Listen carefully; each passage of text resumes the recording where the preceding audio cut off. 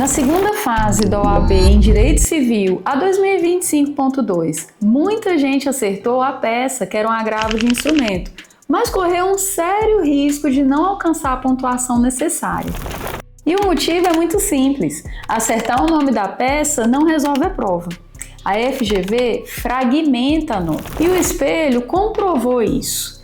Endereçamento valeu ponto, qualificação valeu ponto, tempestividade valeu ponto e o pedido de tutela recursal valeu bastante ponto. Hoje eu vou te mostrar onde a FGV distribuiu esses décimos e onde estavam os pontos mais sensíveis dessa peça. Qual era o primeiro raciocínio que a banca exigia? Aqui, o candidato precisava ficar atento que houve o indeferimento do pedido de antecipação de tutela. E isso veio por meio de uma decisão interlocutória.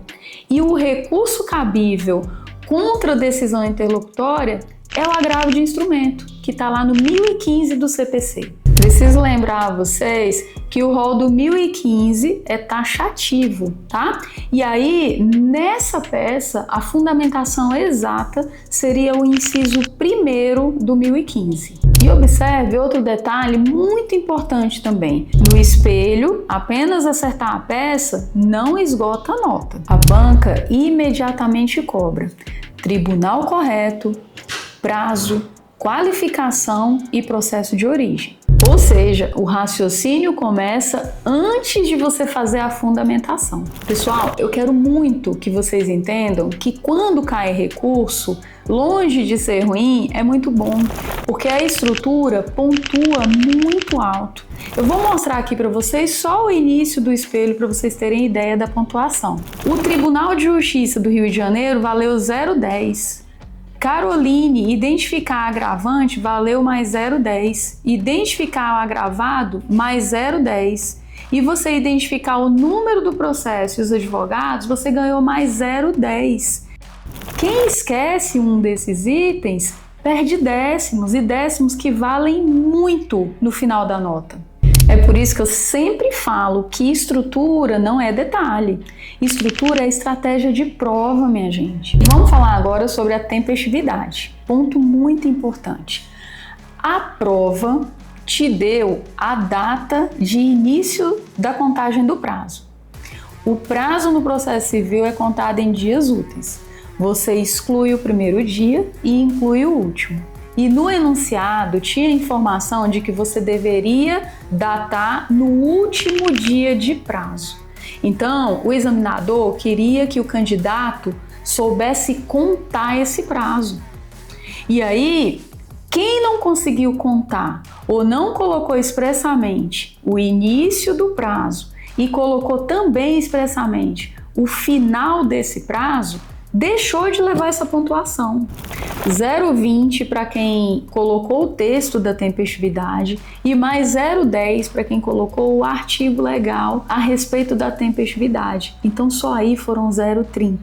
A tese principal dessa peça está no CDC e, como eu sempre falo, né, a FGV tem matérias prediletas, tá? E CDC tá entre aí as mais fortes que a FGV costuma cobrar. Ela cobrou aqui o artigo 30. O candidato deveria falar a respeito da oferta que vincula o fornecedor. Artigo 34, a companhia aérea responde pelos atos do representante autônomo, e ela cobrou também o artigo 35, inciso 1º do CDC. Consumidora pode exigir cumprimento forçado da oferta. Percebam que seria muito importante lá na sua peça você tentar fazer essa contextualização e trazer os artigos, lógico, né? Porque cada artigo que você menciona lá pontua, normalmente em 0,10, mas você precisa sempre contextualizar. Não adianta só fazer a indicação do artigo, porque só a indicação do artigo não pontua. E muito importante também seria você separar o raciocínio, tá? Então, fala sobre a primeira tese, exaure, né, aquele raciocínio, fala da segunda tese, também chega ao fim dela, e fala sobre a terceira tese e chega ao final dela. Outra tese muito forte, muito bem pontuada nessa prova foi a antecipação de tutela recursal. E aqui muita gente perde ponto, porque ou esquece ou às vezes nem sabe que cabe antecipação de tutela no agravo de instrumento. E nesse caso, a viagem era urgente. A viagem tinha que acontecer logo. Então, essa foi a dica que a banca deu para que você requeresse a tutela recursal. E o fundamento jurídico desse pedido seria lá o artigo 300 do CPC. E, obviamente, deveria sim também ser preenchidos os requisitos lá do artigo 300, que é a probabilidade do direito e o perigo na demora. E é muito importante eu deixar claro aqui para vocês o seguinte, que no espelho, a FGV, além de exigir do candidato que ele falasse a respeito dos requisitos da antecipação de tutela com base lá no artigo 300, o candidato também teria que demonstrar que estavam preenchidos os pressupostos para o deferimento da antecipação de tutela recursal. Isso está lá no artigo 1019, inciso 1º do CPC. Então percebam que a pontuação aqui foi muito alta. Com base no 300, foi de 0,65 e você trazer também essa demonstração dos pressupostos que autorizam, né, a antecipação de tutela recursal, o candidato levou também mais 0,65. Então, só nesses 2 pontos, que são praticamente né, o candidato levou 1,3. Esse espelho, minha gente, mostra claramente que a banca não corrige por impressão geral. Ela tem um checklist específico.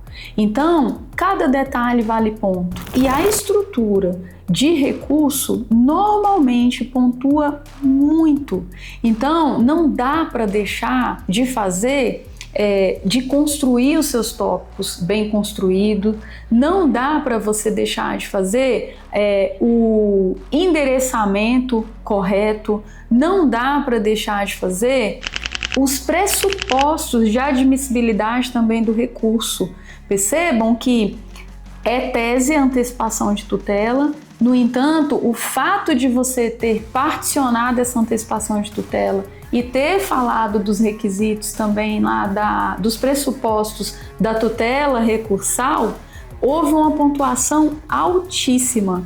Então, percebam que é muito importante o candidato dominar a estrutura de todas as peças, mas o recurso fica aí, lá na aula. E aí, minha gente, encerrando, eu preciso dizer a minha frase, né? Na segunda fase da OAB, não adianta só conhecer o direito. Tem que entender exatamente como a banca pensa. E no próximo vídeo eu vou continuar com essa sequência, trabalhando com vocês a prova 2025.1, em que a FGV cobrou uma contestação e, novamente, pontuando por blocos. Faz diferença para você estudar entendendo como a banca distribui a nota? Se faz diferença, clica no link que deixei na descrição do vídeo para ter acesso ao material em que eu trago esse raciocínio de forma completa. E se você gostou do conteúdo, se inscreve no canal, me segue lá no Instagram e se tiver dúvidas ainda, deixa aqui nos comentários que eu te respondo.